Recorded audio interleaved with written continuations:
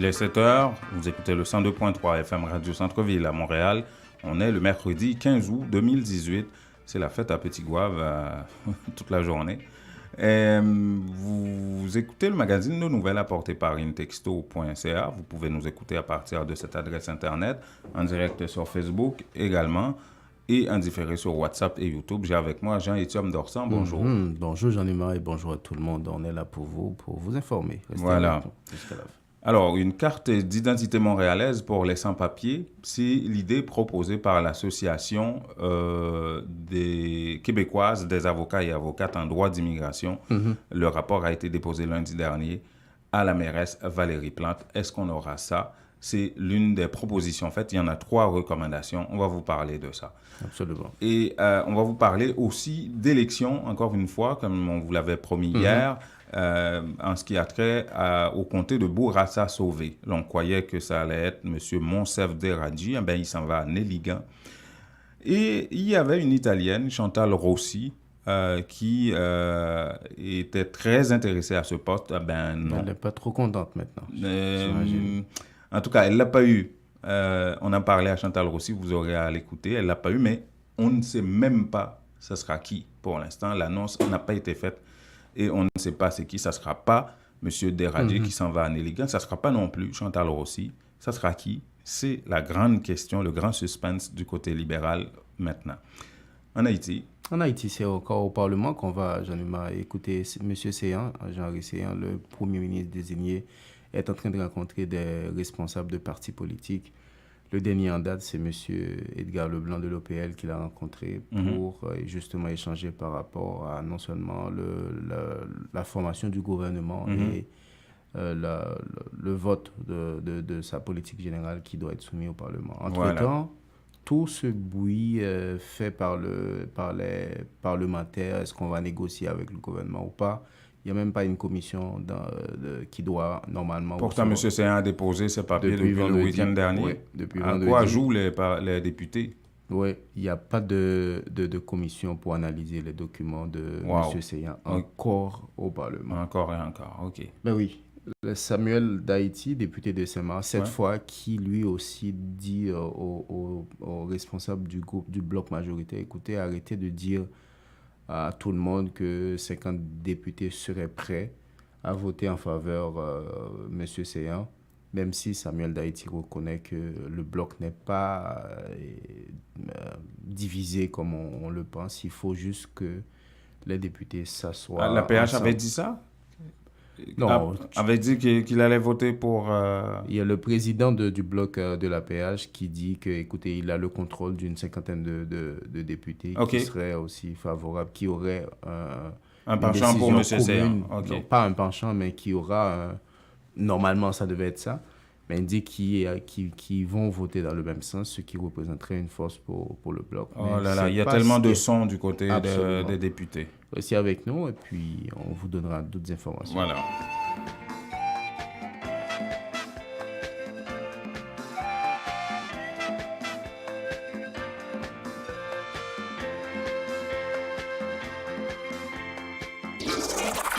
La direction générale de Radio Centre-Ville et du Centre interculturel L'Auditoire est fière d'annoncer au public en général et aux auditeurs en particulier que dorénavant, le dernier samedi du mois de mars est retenu pour le gala annuel du 102.3 FM. Oui, la vraie soirée de la diversité culturelle à Montréal va enfin avoir lieu. Lusophone, hellénique, hispanophone, anglophone, francophone, arabophone et créolophone se donnent rendez-vous sous un même toit dans une ambiance féerique afin de donner vie à 5 FM, la vraie radio de la diversité au Québec. La fête va être belle. Les meilleurs produits pour la beauté de la peau se trouvent à Essence de Beauté. Aux 4 coins du monde, les produits Essence de Beauté vous rendront inévitablement splendide. Pour les acnés, peau sensible, peau sèche, peau grasse, Essence de Beauté. Avec les produits nettoyants, hydratants, revitalisants de Essence de Beauté, une visite s'impose aujourd'hui même au Petit Royaume de la Beauté, 72 34 rue Saint-Hubert, au coin de Jean Talon à Montréal, ou encore composez le 514 273 56 66, New York, au 182 17 Jamaica Avenue, 718 454 14 36. Ou al fait affaire avec une compagnie de green gauche tête bobèche pour régler dossier immigration au Canada pour te faire économie bout de chandelle ou à venir plein on prend refus parce que dossier mal préparé, formulaire t'es mal rempli ou même qui te voulait ça me t'es parlé. Tu vois, pour le même genre de dossier, T George WhatsApp, Fanny, Madame Joe Facebook et moi-même avions tous obtenu satisfaction pour avoir fait affaire avec Vision Max Service, cabinet spécialisé en immigration. Vous qui rêvez d'immigrer, d'étudier au Canada ou tout simplement de visiter le pays, Vision Max Service. Vous comptez demander un super visa, venir investir ou vous établir en tant que travailleur qualifié. Vision Max Service, un label de qualité. Vision Max Service, c'est le travail de professionnels qui étudient, traitent, suivent votre dossier. Ils vous conseillent, vous encadrent, vous accompagnent dans toutes vos démarches pour des résultats 100% excellents. 273 Lalu coin Ruelle Vaillant Port-au-Prince, Haïti. Téléphone 48 20 78 18, 22 09 76 82. Montréal 438 876 93 98. De simple fait que pour la plupart d'entre eux, ils proviennent de régimes souvent autoritaires ou qui viennent pour la plupart d'endroits où la police d'emblée fait peur. Là. Quand on arrive ici en plus, quand on a un doute sur son statut, quand on est dans une situation vulnérable, qu'on connaît pas bien les règles, qu'on connaît pas bien la loi, qu'on sait pas exactement qu'est-ce qui peut nous arriver quand on fait une recommandation, mais la plupart des gens qui sont dans le besoin, en ce moment, au contraire, ils vont pas solliciter les gens qui pourraient les aider et on se retrouve dans des cas où des gens ont très peur de se présenter même à l'hôpital quand ils ont besoin, de faire une plainte à la police quand ils ont besoin, de faire une plainte aux normes du travail quand leurs employeurs respectent pas la loi sur les normes du travail. Alors, il y a des situations là. Voilà, la voix que vous écoutiez, c'était Maître Guillaume Clich-Rivard de l'Association québécoise des avocats et avocates en droit d'immigration. Et cette association avait le mandat, et de la part de la Ville de Montréal, d'étudier cette question, la situation des sans-papiers sur l'île de Montréal et de produire des recommandations par rapport à ça. Et vous savez, il y a toute une controverse autour du fait que Montréal devrait accueillir mieux et mieux gérer la question des sans-papiers. Et c'est surtout l'ancien maire de Montréal, Denis Coderre, qui avait lancé. Et c'était en janvier, dans un tweet, en janvier 2017, dans un tweet où il parlait de Montréal comme étant une ville sanctuaire. Ça, c'était dans la foulée des différents décrets du président américain Donald Trump, des décrets anti-immigrants. Et l'ancien maire de Montréal avait lancé cette idée de faire de Montréal une ville sanctuaire. Et depuis lors, il n'y a pas eu trop d'avancées par rapport à ça. Et il n'y a pas eu de politique ni de directive claire pour faire de Montréal une ville sanctuaire. Il n'y a pas eu de mesures officielles non plus. Et avec l'arrivée de Valérie Plante comme mairesse, elle a entériné pratiquement cette idée-là de faire de Montréal une ville sanctuaire. Et c'est dans ce sens qu'elle avait mandaté l'Association québécoise des avocates et avocates en droit d'immigration d'étudier la question et de produire des recommandations à la ville. Voici, et l'association a produit 3 recommandations. Maître Guillaume Clich-Rivard de l'association va nous préciser c'est quoi ces recommandations. Oui, premièrement, on demande à la ville ou on recommande à la ville d'adopter ce qui s'appelle une politique don't ask, don't tell. Donc, ne demandez pas et ne dites pas ou ne divulguez pas le statut de la personne devant vous. Premièrement, pour ce qui est des relations entre la ville et ses résidents là, au niveau des loisirs, des sports, là, on pense à la bibliothèque ou à d'autres types de services ou de ressources. On parle aussi de la même logique avec la police, avec le SPVM, notamment dans le cas de processus de plainte ou quand il y aurait des témoins d'actes criminels qui auraient peur d'aller de l'avant ou des gens qui sont victimes d'actes criminels qui auraient peur d'aller de l'avant pour dénoncer des traitements qui pourraient subir par peur d'être renvoyés ou questionnés là, sur leur statut d'immigration. Et donc ça, c'est l'adoption aussi d'une politique don't ask, don't tell avec le service de police. Puis finalement, on recommande l'émission d'une pièce d'identité par la Ville de Montréal, là, qui est une petite modification de la carte Accès Montréal actuelle qui permettrait à des gens sans statut d'obtenir une pièce d'identité montréalaise. Voilà. Est-ce que ces recommandations vont être prises en compte? On ne sait pas encore. En tout cas, l'association a rencontré la mairesse autour de ces recommandations. Apparemment, il y a une très bonne réception, d'après ce que dit l'association, de ces recommandations. On verra comment dans la pratique, ça va se traduire. Et Valérie Plante montre beaucoup d'ouverture par rapport à ça. Et la grande nouveauté de ça, c'est cette histoire de carte d'identité montréalaise, à défaut d'une carte d'identité québécoise ou canadienne. Montréal comme ville allait donner une carte d'identité montréalaise qui n'est pas une carte qui serait pas une carte de résidence en tant que telle. Absolument, c'est clair. On aura à entendre François et l'analyse de François, notre chroniqueur en matière d'immigration, sur la question.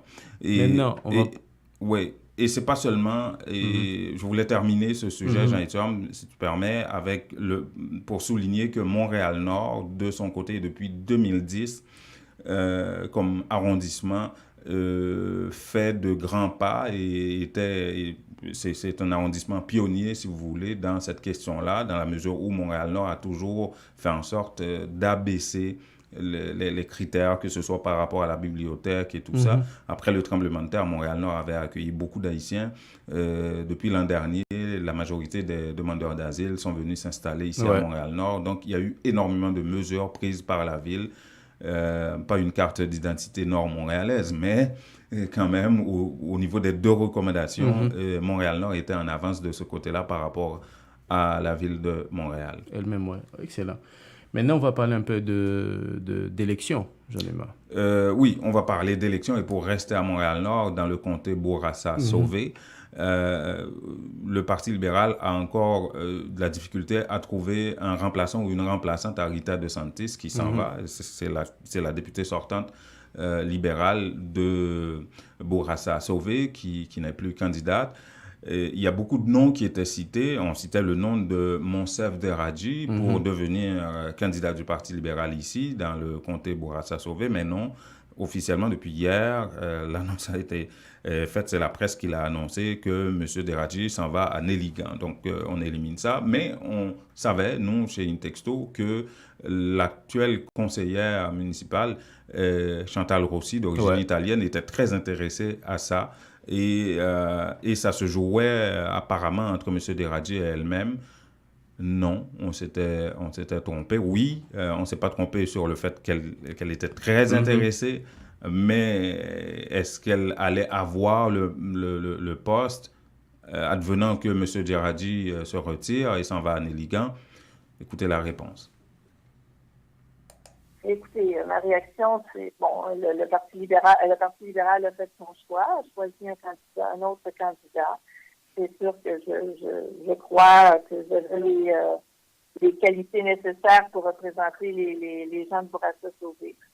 Maintenant, ce que je souhaite le plus ardemment, c'est que la candidate qui sera là, et à terme, là où le député qu'on aura après le 1er octobre, prennent les intérêts de Montréal-Nord à cœur, parce que Montréal-Nord est dans un tournant, Montréal-Nord est dans un changement. Alors, Montréal-Nord a besoin de quelqu'un qui va défendre les intérêts de ses concitoyens, qui va parler à l'Assemblée nationale au nom de ses commettants. Est-ce que vous connaissez le nom de la personne qui a été choisie? On parlait beaucoup de M. Monsef Deradji, mais ça a l'air officiellement qu'il s'en va à Néligan. Est-ce que vous connaissez la personne qu'on a choisie? Non? Non, je sais que l'annonce ne serait tardée, mais je ne connais pas le ou la candidate qui vient dans le processus. Voilà. Ça, c'est Chantal Rossi, la conseillère municipale à Montréal-Nord, qui n'a pas réussi à se faire accepter comme candidate libérale à la députation de Bourassa-Sauvé, justement. Et c'est le 23, on est quoi? Le 15? On ne connaît pas, c'est le grand suspense du côté libéral en ce qui a trait à la personne qui va remplacer Rita DeSantis comme candidat ou candidate pour le Parti libéral du Québec. Ici, tous les autres postes de candidats sont comblés jusqu'à présent, hein, il me semble, au Québec. Mais Bourassa sauvé, François, est-ce que tu viens sauver Bourassa sauver Montréal-Nord? Ça sera toi le candidat, François? Allô, François? Allô, François? Oui, bonjour, Jean-Nima. Bonjour, Jean-Tom. Bonjour à tout le monde. Ouais, tu as manqué ma question, hein? Elle était importante quand même. Est-ce que c'est toi qui viendras sauver Bourassa? Non, on va envoyer soit toi, soit Jean-Tom. Non, compte pas sur moi. Je ne suis pas québécois, mon ami. Hein? Je ne suis pas il n'est pas rendu là. Ça viendra. Hein? Tu n'es pas rendu là? Non. Parce que là, au moins, on pourrait donner beaucoup de nouvelles à Montréal-Nord désormais. Ouais. Alors, une carte d'identité montréalaise pour les sans-papiers. Ça pourrait être une bonne chose, mais laissez-moi vous dire, c'est que quand M. Denis Coderre voulait faire de Montréal une ville sanctuaire, ça a été une bonne idée, comme vous avez dit, c'était de la folie, des décrets migratoires aux États-Unis. Il y a beaucoup de villes comme la Californie, des villes qui ont pris position, mais qui ont pris position de façon réelle. Parce que il faut savoir une chose, c'est que la plupart des personnes qui vont être déportées ont été arrêtées par l'agence des services frontaliers. Ouais. Il y a très peu de personnes qui sont arrêtées par la police de Montréal. Alors, oui, il y a des cas qu'on a pu répertorier. Par exemple, il fut un temps, au niveau des voitures qui conduisaient les personnes sans statut, il y avait un signal d'alarme à chaque fois qu'une patrouille policière passait. Alors, on pouvait effectivement trouver la personne sans statut. Mais, moi, je me rappelle, une fois, j'ai demandé à un agent de service frontalier, il a dit 80% des personnes qui sont arrêtées sont faites par nous et non par la police. Alors, ça veut dire que ça, de ce point de vue-là, ça n'aura pas beaucoup d'effet. Mais maintenant, pour la question de santé, pour la question des études, là, ça, c'est plus compliqué parce que il y a malheureusement des personnes à qui on a demandé de quitter, qui n'ont pas quitté et qui ont des enfants. Alors, c'est sûr qu'à la rentrée scolaire, l'agence de service hospitalier va tenter de trouver ces gens-là. Et si on a les enfants, on va avoir les parents. Et la vie ils vont arrêter les enfants? Il ne faut pas arrêter les enfants, dépendamment de l'âge des enfants. Souvent, ce qu'ils font, ils suivent les enfants pour voir où sont les parents. Oh là là. Ah, c'est pénible, là. C'est très pénible. Ça veut dire que c'est... Parce que avant, Pauline Marois, ces enfants-là n'allaient pas à l'école. Ouais. Et lorsque Pauline Marois est arrivée en 2012, elle a donné la possibilité à ces enfants-là de pouvoir aller à l'école. Maintenant, ils peuvent aller. Et c'est sûr que la commission scolaire va demander des papiers au début, mais ils vont s'organiser à partir des annonces. Et c'est ce que l'avocat disait. Don't talk, don't ask, don't talk. Oui. Ne parlez pas. Alors, est-ce que au niveau de la commission scolaire, il va y avoir des consignes pour laisser ces adresses-là de façon connue? On ne sait pas. Mais c'est une situation extrêmement difficile pour ces enfants-là qui devront aller à l'école et puis qui peut-être seront l'occasion pour les agents de répertorier leurs parents. Oui, mais il y a eu, rappelons qu'il y a eu quelques assouplissements plutôt supplémentaires depuis 2017, depuis l'arrivée des demandeurs d'asile, on s'en souvient. Il y a eu au niveau du ministère de l'Éducation beaucoup de... Enfin, la communauté haïtienne notamment avait fait des représentations de ce côté-là. Il y a eu quelques assouplissements de plus, hein, François, non? Par rapport à l'école. Oui. Et l'année dernière, par exemple, même lorsque les enfants n'avaient pas d'adresse, on mettait leur adresse, par exemple, au stade olympique ou bien ailleurs. C'est ça. Oui, il y a eu beaucoup d'efforts ont été faits en ce sens-là pour permettre aux enfants d'être scolarisés. Alors, mais pour moi, je dis toujours aux parents qui ont des enfants, même si la situation est difficile, mais ne pas y aller si c'est vraiment compliqué pour eux. Parce que un parent pourrait tenter de se cacher, mais les enfants on ne peut pas mettre les enfants dans une situation comme ça et se cacher. C'est impossible. Facile, et puis, c'est pas facile. Ouais, c'est pas facile. Non. Ah, Ouais. voilà. Et... Ouais, c'est... Bon, on apprend, et toujours dans ce même chapitre, on apprend que le nombre de demandeurs d'asile repart à la hausse en juillet. Ah ben oui, il fait chaud. Ça veut dire que ça, c'est une nouvelle qu'on a apprise. C'est que après 2 mois de déclin consécutif, le nombre de migrants interceptés à la frontière canadienne est reparti à la hausse. Et on dit que, suivant les chiffres publiés par le gouvernement fédéral lundi dernier, lundi 13, on a 1634 demandeurs d'asile qui ont été appréhendés, dont 1552 au Québec, soit environ 400 de plus au mois de juin. Wow. Oh là là. C'est 400 de plus au mois de juin. Ça c'est... Ils disent pas leur nationalité. C'est encore des Haïtiens ou des Africains? Je ne donne pas de nationalité. Alors, on dit en avril, on a eu 2560.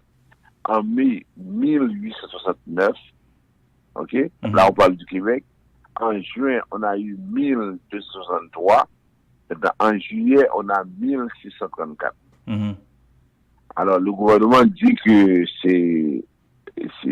sur le ralentissement démontre le succès de ces efforts de sensibilisation à l'étranger. Mais on ne sait pas quelle explication on va donner pour cette augmentation-là. On ne sait pas si ça va être une tendance par la suite, mais là, on dit que déjà, en juillet 2017, il y a 31 000 demandeurs d'asile qui sont entrés. Okay, pour cette année-là, 31 000 total. entre 2 points d'entrée officiels. C'est beaucoup. Alors, quand même, ça veut dire que c'est beaucoup. Ouais. Alors, pour parler le langage des Québécois ou des gens d'ici, alors c'est ça la situation. Alors, on a... Alors, quand je dis 32 000, c'est depuis que ça a commencé. Mais pour 2018, on a seulement 11 813 demandeurs d'asile qui sont venus au Québec contre 12 378 pour l'ensemble du Canada. Wow. Alors, c'est ça, on va suivre les informations pour savoir exactement à quoi cette hausse est due. de demandeurs d'asile. Oui, à quoi cela est dû. On va essayer de voir ça. OK. L'autre nouvelle, on a parlé la semaine dernière des Saoudiens. Vous vous rappelez de la crise. Ouais. Bon. Alors là, on a eu un article cette semaine qui nous dit que la décision de Riyad de suspendre les bourses d'études à ses ressortissants et de les renvoyer dans d'autres pays suscite déjà beaucoup d'inquiétudes. Il y a actuellement au Canada 800 Saoudiens qui étudient la médecine.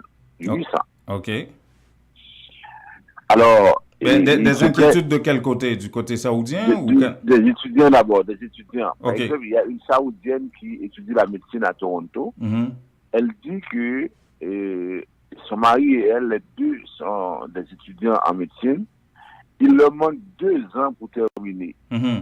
Alors, ils disent que si maintenant ils retournent, ils vont perdre toutes ces années-là et puis ils vont perdre les montants qu'ils ont dépensés.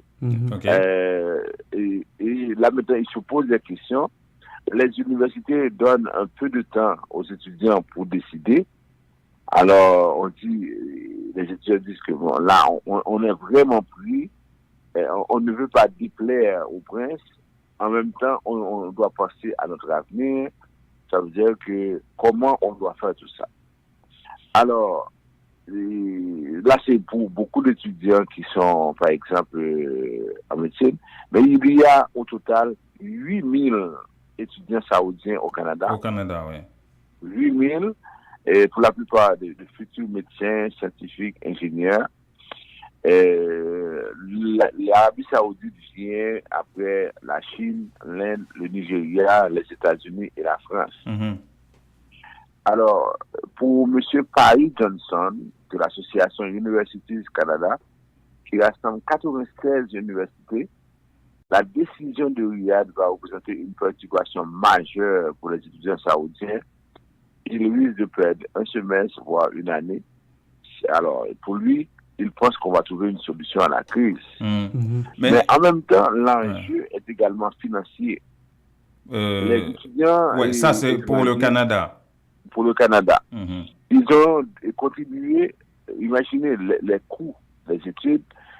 Les étudiants étrangers ont contribué à hauteur de plus de 15 milliards de dollars canadiens. 15 milliards de dollars canadiens pour les frais de scolarité, le logement, les autres dépenses. On dit que c'est plus que l'industrie des pièces détachées ou du bois de construction au Canada. Incroyable. Ben oui. Alors, et l'Arabie Saoudite le sait. Oui.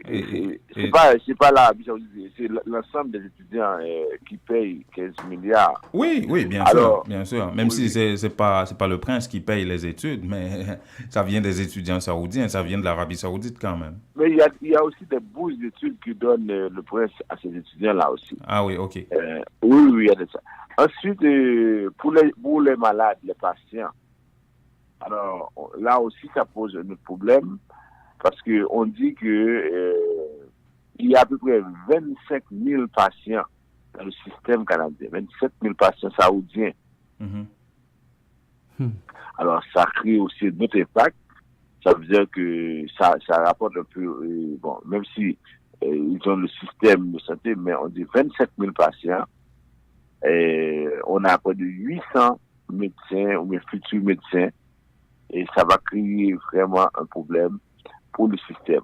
C'est sûr qu'au Québec, l'impact est moindre parce que la plupart des Saoudiens sont en Ontario. Ouais.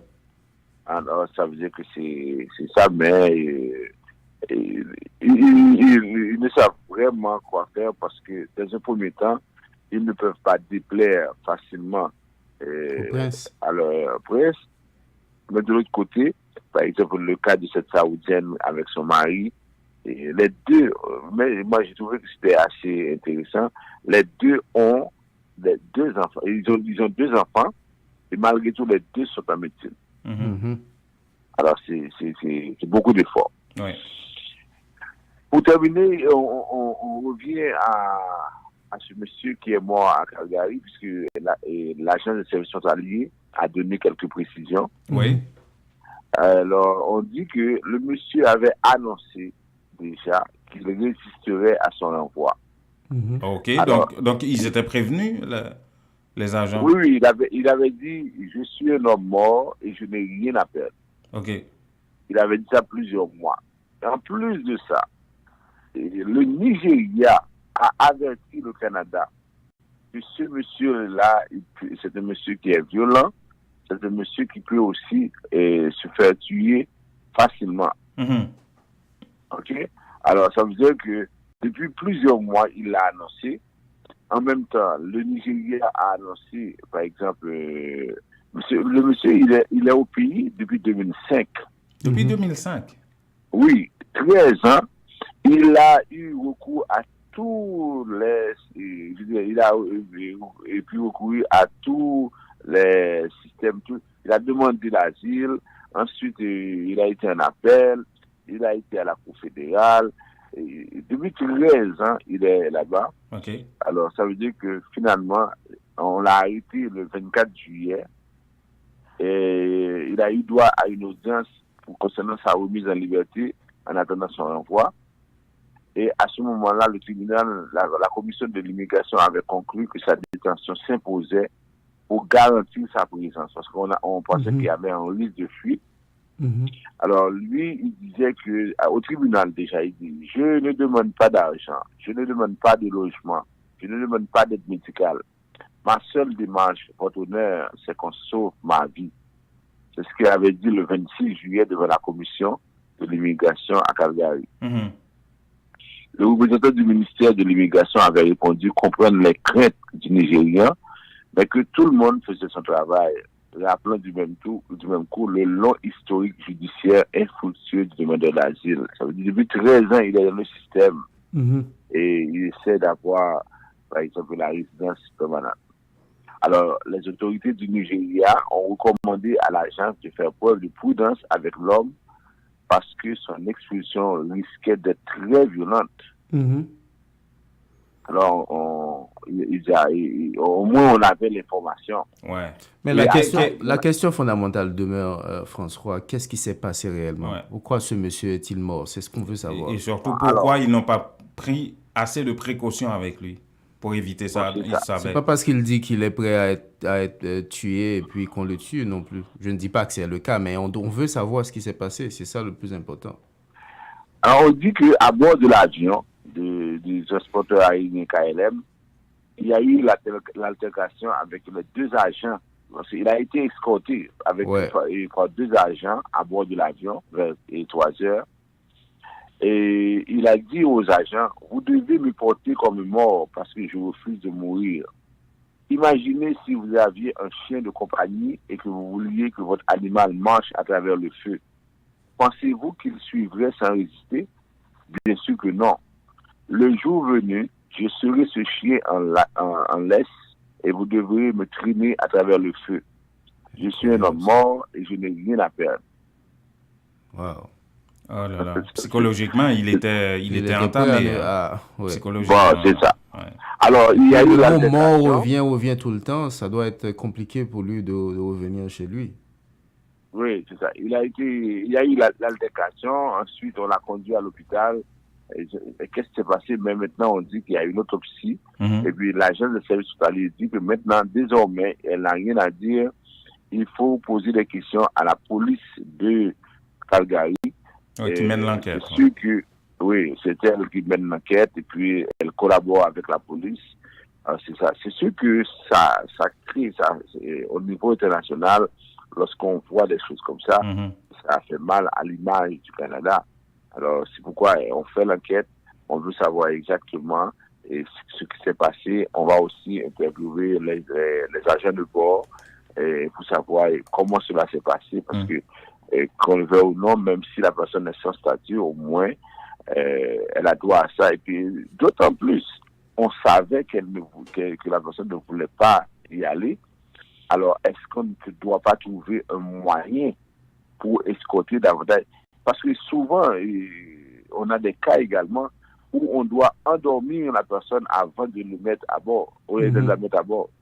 Des fois, c'est ce qu'on fait, parce que la personne est tellement violente.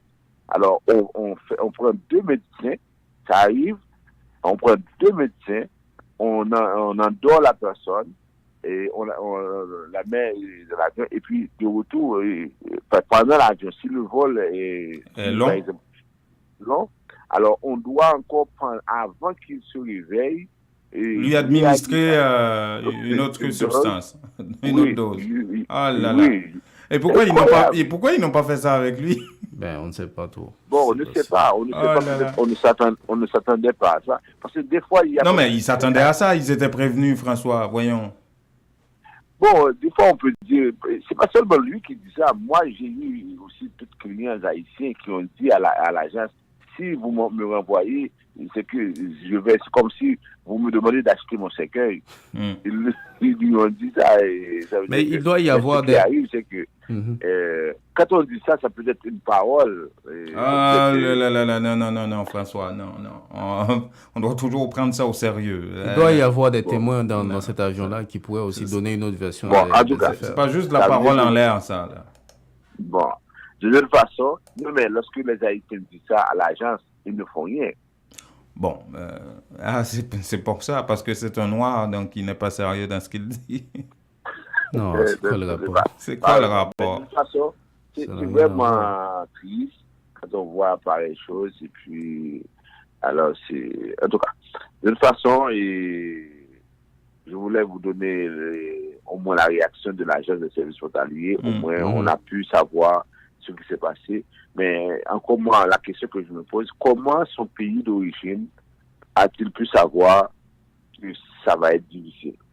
Oh ben, parce qu'il est né là-bas, on le connaît. Peut-être qu'il a eu un dossier assez compliqué là-bas aussi. Comment le pays peut-il connaître tous les ressortissants à un point qu'on sait que si on dit... Alors imaginez en Haïti, alors Jovenel pourrait dire « Ah, j'ai du mal... » Non, mais dire. Peut-être qu'il était assez connu de la police. Voilà, c'est ça la réalité. Et peut-être c'est ça aussi qui justifie qu'il n'a pas pu, pendant 13 ans, se trouver une place ici avec toutes ces informations qui il a seraient peut-être pas un favorables à lui. un dossier lourd. Bon, bref. Dossier lourd. Bon, bref. En tout cas, il ne méritait pas la mort de toute façon. Là.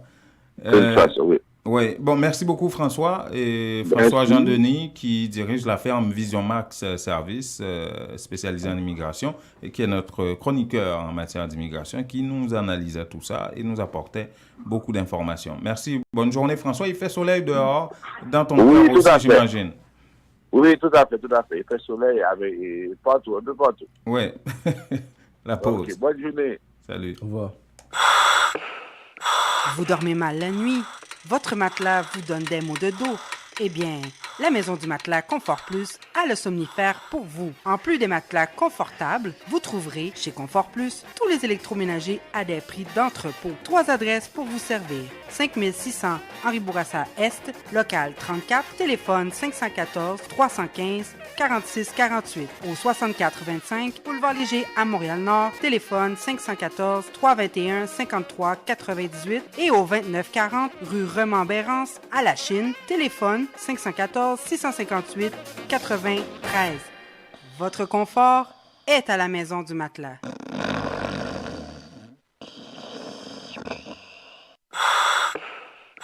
Vous dormez mal la nuit? Votre matelas vous donne des maux de dos? Eh bien, la Maison du Matelas Confort Plus a le somnifère pour vous. En plus des matelas confortables, vous trouverez chez Confort Plus tous les électroménagers à des prix d'entrepôt. 3 adresses pour vous servir. 5600 Henri Bourassa Est, local 34, téléphone 514 315 46 48. Au 6425 Boulevard Léger à Montréal-Nord, téléphone 514 321 53 98 et au 2940 rue Remembérance à La Chine, téléphone 514 658 93. Votre confort est à la Maison du Matelas.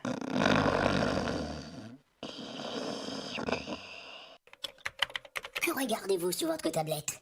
Une annonce incroyable. Réduction, rabais à gogo, prix PI. Cosmética multi-ethnique à baisse ses prix et ça ne va pas s'arrêter. Les prix les plus bas. L'entrepôt des produits de beauté, c'est aussi de nouvelles promotions comme les tresses expression liquidées à seulement 4,25 $. Cosmética multi-ethnique, une vaste sélection de styles, de marques et de types de produits de beauté en tout temps. Si vous trouvez moins cher ailleurs, Cosmética multi-ethnique vous rembourse le double la différence. Cosmética multi-ethnique 42,90 et Bélanger à l'est du boulevard P9. Téléphone à 514 89 5429. J'adore Cosmétique multi-ethnique. La beauté à petit prix, ça marche.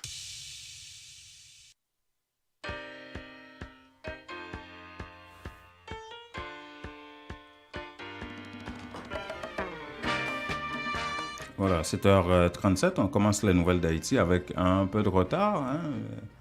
Ça valait la peine, notre discussion avec François Jean-Denis, qui nous apportait beaucoup d'informations sur l'immigration et des précisions aussi.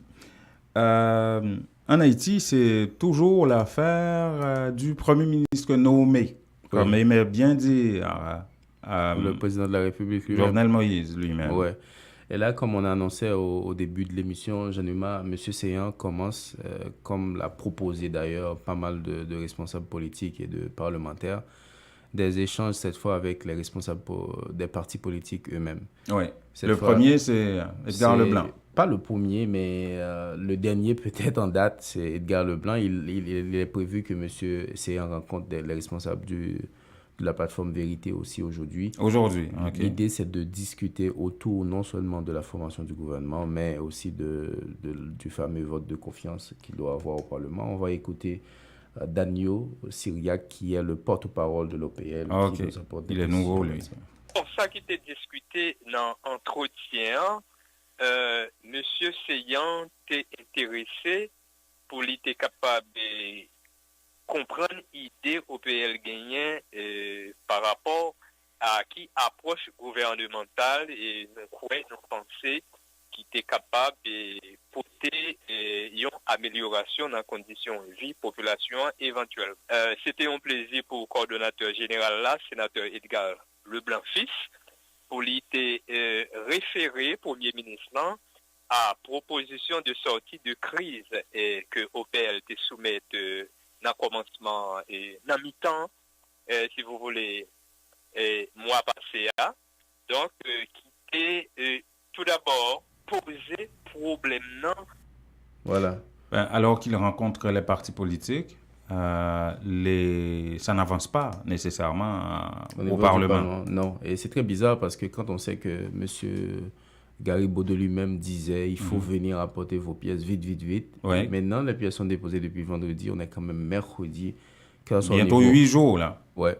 Pas de commission, alors que c'est la procédure normale. C'est la première étape, c'est avoir une commission qui puisse regarder les documents techniquement. Techniquement, oui. Mais on n'est pas encore là. Et ça, c'est Francine Denis, l'un des sénateurs qui explique ça et qui pense que c'est pas normal. Ce n'est que vendredi dernier, Premier ministre Nouméa, il fait dépôt de pièces lancé dans la République là, et depuis lors, l'Assemblée sénatoriale pas qu'aux gens réunis pour prendre une décision. Et nous-mêmes, dans le groupe Lantou, tant que je sache, pas gagné aucune rencontre que nous faisons avec le Premier ministre nommé. Et me parler en tant que bloc parlementaire. Non, normalement, nous devons gagner une séance plénière, jeudi, mardi, parce qu'on connaît c'est mardi, mercredi, jeudi. Nous gagnons une séance plénière. Malheureusement, avec fête Notre-Dame qui c'est demain, mercredi, donc en pile sénateur, yo aller dans le département, donc qui fait que c'est un jeudi, pas possible. Donc nous attendons jeudi pour bureau et lui-même lui informer nous, ça qui va le fait, mais de toute façon nous connaissons selon la procédure, c'est la formation d'une commission et chargée d'analyser les pièces du Premier ministre nommé, c'est ça que tu as de fait en premier. Voilà. Au Sénat, tout comme à la Chambre des députés, c'est le même amour. Ouais, c'est ça la réalité. Samuel Daïti, député de Saint-Marc, qui critique lui aussi M.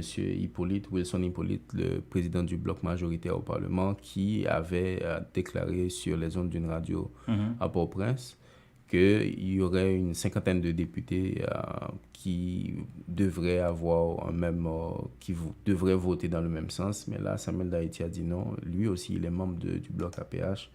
Il demande à M. Hippolyte d'arrêter de faire des déclarations comme ça, même s'il admet que le bloc majoritaire a la possibilité de se mettre ensemble et prendre une décision commune. Et nous avons des déclarations du président du bloc, honorable Wilson Hippolyte, et nous avons dit qu'il y a une cinquantaine de députés qui sont déjà prêts pour ratifier le Premier ministre. Il faut que le président suspende avec Dibaï ça, parce que le président Hippolyte, avant que le Premier ministre Jacques Lafontaine tombe, il a fait des déclarations dans la radio, il dit que le bloc majoritaire est solidaire avec le Premier ministre Jacques Lafontaine. Ça n'a pas empêché le 14 Jacques Lafontaine courir par démission. Donc il faut suspendre faire déclaration ça parce que le bloc là n'est pas réuni. Je ne crois pas que Hippolyte a une qualité pour qu'il ait parlé au nom de bloc là. Il a parlé au nom de lui-même en tant que député de la circonscription de Léogane, mais au fond, le bloc là pas réuni.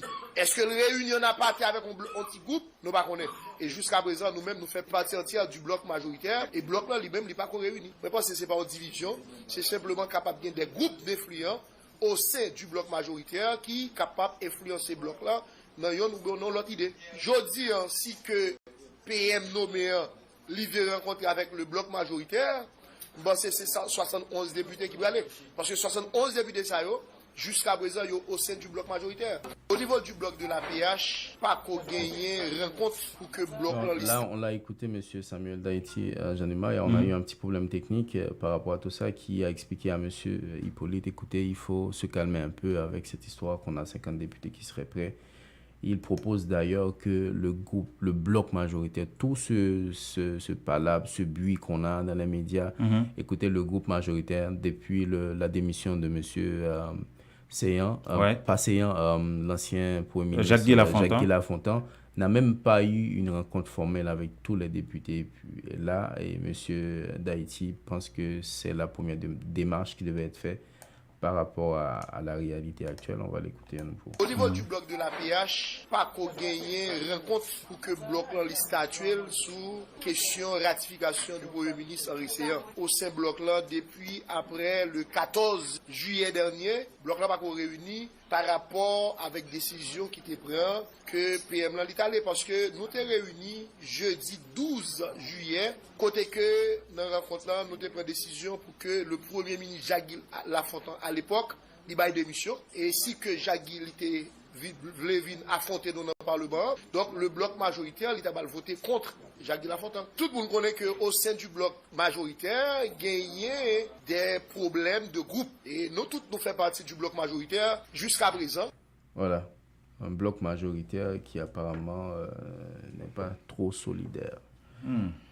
L'autre réaction, c'est Anel Benizet, ancien député de Port-au-Prince, qui estime que M. Seyan a été imposé à Jovenel Moïse par la conjoncture. Cela dit, selon lui, Jovenel Moïse n'avait pas beaucoup de choix par rapport à tout ce qu'on sait, de chercher quelqu'un qui pourrait finalement essayer de régler un peu tout ce qu'on sait avec les derniers bouleversements en Haïti.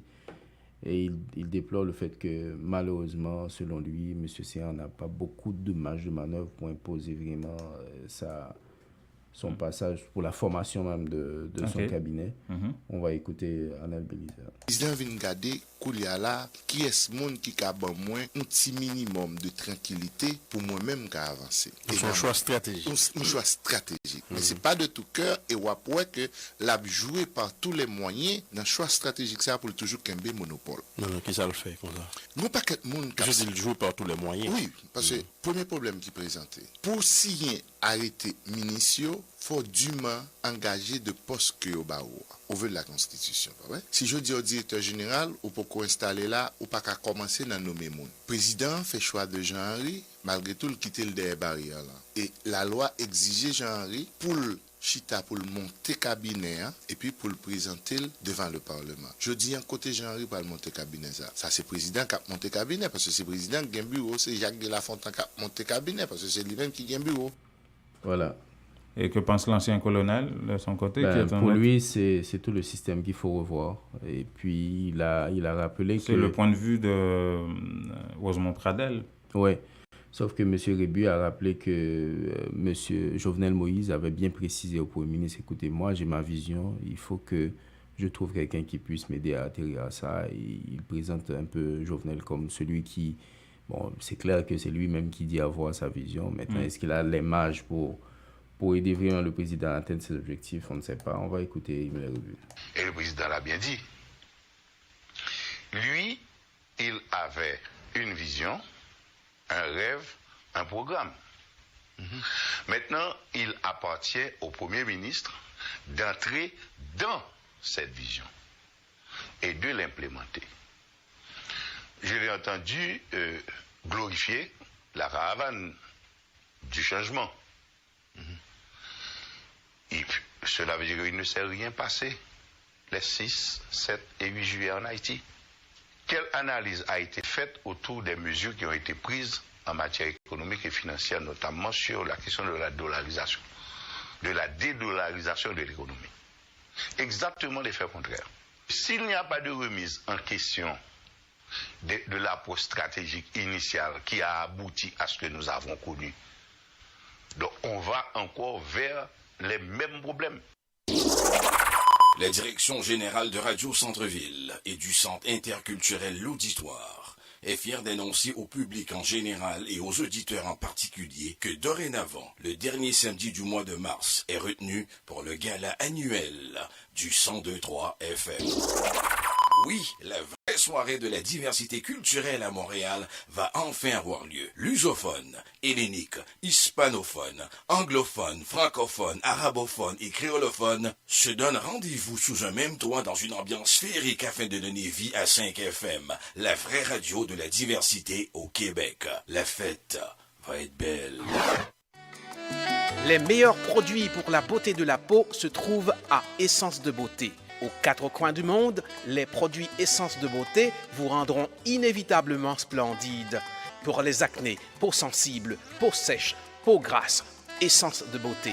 Avec les produits nettoyants, hydratants, revitalisants de Essence de Beauté, une visite s'impose aujourd'hui même au Petit Royaume de la Beauté, 7234 rue Saint-Hubert, au coin de Jean Talon à Montréal, ou encore composez le 514 273 56 66, New York, au 182 17 Jamaïca Avenue, 718 454 1436. Ou à le faire affaire avec une compagnie de green gauche tête bobèche pour régler dossier immigration au Canada pour te faire économie bout de chandelle. Ou à venir plein on prend refus parce que dossier mal préparé, formulaire t'es mal rempli. Ou même qui te voulait ça m'te parlé. Tu vois, pour le même genre de dossier, Ti George WhatsApp, Fanny, Madame Joe Facebook et moi-même avions tous obtenu satisfaction pour avoir fait affaire avec Vision Max Service, cabinet spécialisé en immigration. Vous qui rêvez d'immigrer, d'étudier au Canada ou tout simplement de visiter le pays, Vision Max Service. Vous comptez demander un super visa, venir investir ou vous établir en tant que travailleur qualifié. Vision Max Service, un label de qualité. Vision Max Service, c'est le travail de professionnels qui étudie, traite, suivent votre dossier. Ils vous conseillent, vous encadrent, vous accompagnent dans toutes vos démarches pour des résultats 100% excellents. 273 Lalu coin Ruelle Vaillant Port-au-Prince, Haïti. Téléphone 48 20 78 18, 22 09 76 82. Montréal 438 876 93 98. Où est-ce que tu vas? Chérie, soit m'a font-ti déplacer Laval pour mal faire un transfert. Qui compte t'as même aller encore si c'est pas Montréal dans Unitransfert?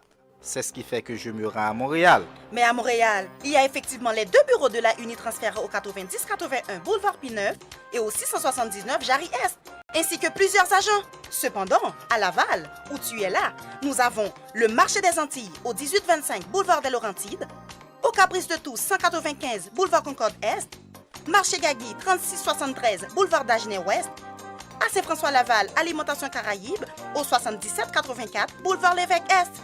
Unitransfert chaque jour, plus proche de vous. Info 514 852 86 48.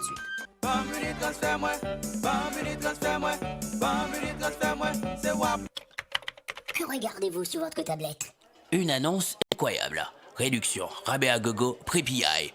Cosmética, multi-ethnique à baisse ses prix et ça ne va pas s'arrêter. Les prix les plus bas. L'entrepôt des produits de beauté cite aussi de nouvelles promotions comme les tresses expression liquidées à seulement 4,25 $.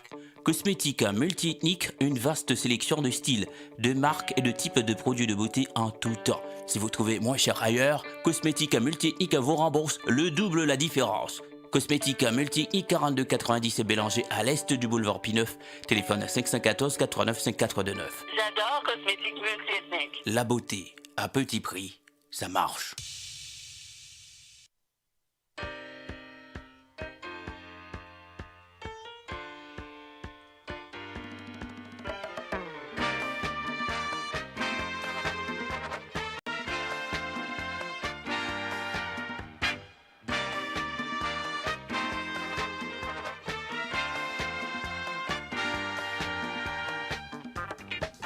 Voilà, 7h52 minutes. Vous écoutez le 102.3 FM Radio Centre-Ville à Montréal. C'est le magazine Nos Nouvelles apporté par intexto.ca. Vous pouvez nous écouter à partir de cette adresse Internet et aussi en direct sur Facebook, en différé sur WhatsApp, YouTube et même Twitter. Alors, en Haïti, l'on croyait que précisément Gary Bodo, le président de la Chambre des députés, était pressé d'étudier le dossier du Premier ministre nommé, comme aime à le répéter Jovenel Moïse lui-même, Premier ministre nommé Jean-Henri Séan. Eh bien non, depuis vendredi dernier, Jean-Étienne, Monsieur le notaire a déposé ses pièces, toutes ses pièces, et voilà que ça traîne en longueur au Parlement, que ce soit du côté du Sénat ou de la Chambre des députés. Il n'y a pas de commission montée encore pour étudier sur le plan technique les dossiers de Jean-Henri Séan. Comment comprendre ça? Là, je pense que l'une des choses la plus pratiques pour justifier ça, c'est peut-être justement le fait que des parlementaires ou même des responsables même au niveau de la Chambre des députés n'ont pas encore abouti à ce qu'ils veulent imposer comme négociation ou quoi que ce soit. Mais là, c'est très compliqué. Tu veux dire négociation de poste de ministre, directeur général? Le Gary Bodo l'avait dit, clairement, il veut faire des routes chez lui. Et puis, c'est quand même les leaders, les présidents de la Chambre basse qui doit... Non, définitivement, ils sont en train de donner raison à toute cette idée d'éliminer tout ça. C'est l'une des premières choses qu'on peut imaginer, parce que rien ne justifie pourquoi. D'abord, c'est ce même M. Gary Bodo. Avant lui, c'était sa secrétaire, la secrétaire de la Chambre basse, 1 ou 2 jours avant, qui disait... On demande à M. Séan d'amener ses affaires. Gary Bodo lui-même a dit qu'il n'a pas compris pourquoi M. Séan a pris tout ce temps. D'ailleurs, il devait avoir tous ses documents prêts comme pour avoir été ancien candidat à la présidence. Mais maintenant, on va peut-être bientôt être dans une semaine, dans 2 jours, il n'y a rien qui a été fait. C'est très bizarre, ce comportement-là. Là encore, je ne pense pas que c'est une bonne image pour les sénateurs. D'autant plus que, écoutez, quand on écoute monsieur Deneus tout à l'heure, il explique qu'il y a de la fête et que les sénateurs, les députés devaient se rendre dans les fêtes et puis il va falloir attendre jeudi. On ne comprend pas. Là, on parle d'une situation difficile dans un pays. On ne va pas revenir sur les bouleversements qu'on a eus. Il y a la rentrée des classes qui arrive. Le pays a vraiment des difficultés partout, dans tous les domaines. On a une urgence vraiment. On va pas dire parce qu'on a une urgence, on doit faire les choses n'importe comment, mais c'est le minimum d'avoir une commission qui puisse... D'ailleurs, c'est la procédure, c'est une obligation d'avoir une commission qui puisse analyser tout ça et on n'est pas encore là. Jovenel Moïse a eu raison de répéter en maintes fois, au moins une dizaine de fois, de parler de Premier ministre nommé. Et si le Parlement venait à ratifier votre déclaration de politique générale, donc il y avait tellement de si dans les propos justement, de et c'est Jovenel là Moïse. qu'il faudrait interpréter ça autrement, mais c'est vrai qu'il est un Premier ministre nommé, mais quand le président de la République insiste tellement sur ça, non, il devait savoir de quoi il parlait. Absolument. Là. Mais là, la réalité, c'est que M. Seyan, lui, se trouve dans une situation, d'ailleurs, il commence à le faire, comme l'a proposé d'ailleurs plein de députés, alors qu'il disait qu'il ne voulait pas se mêler trop dans la formation du gouvernement et autres. Justement, M. Seyan est en train de rencontrer les responsables des partis politiques et d'autres acteurs importants pour voir s'il peut aboutir à un vote de confiance, même dans la formation même de son C'est gouvernement. compliqué ça, parce que il a rencontré l'OPL hier, et doit rencontrer la plateforme Vérité, et du côté Vérité, il y a un peu de mensonge là-dedans, parce qu'ils ne s'entendent pas nécessairement. Et ils étaient bien avant l'annonce de cette rencontre, ils étaient en train d'essayer de voir comment est-ce qu'ils pouvaient recoller les morceaux. Vous savez, comment le député Thierry Tardieu, le sénateur Antonio Cherami, et bien d'autres, enfin, ça se parlait même plus, là. Mais la grande question que beaucoup de gens se posent aussi, c'est quoi l'image que donne M. Jovenel à Seyan pour former même son gouvernement? Beaucoup de gens se demandent est-ce que vraiment le Premier ministre nommé a beaucoup de capacités en termes de marge, quel ministère il peut imposer ou quoi que ce soit. Il y a ça aussi qui rentre en ligne de compte. Il y a beaucoup de questions. Mais ce qui est sûr, c'est que M. Seyan est déterminé à trouver, en tout cas comme politicien classique haïtien qui connaît un peu la politique, à trouver la formule magique pour s'imposer au niveau du Parlement et voir s'il peut réussir à avoir... À noter qu'il n'a jamais pipé mot jusqu'à présent. Non. Même au moment de déposer sa pièce. C'est peut-être une bonne ou une mauvaise stratégie. On va voir ce que ça va donner. Demain, 7h, une nouvelle édition, mesdames et messieurs.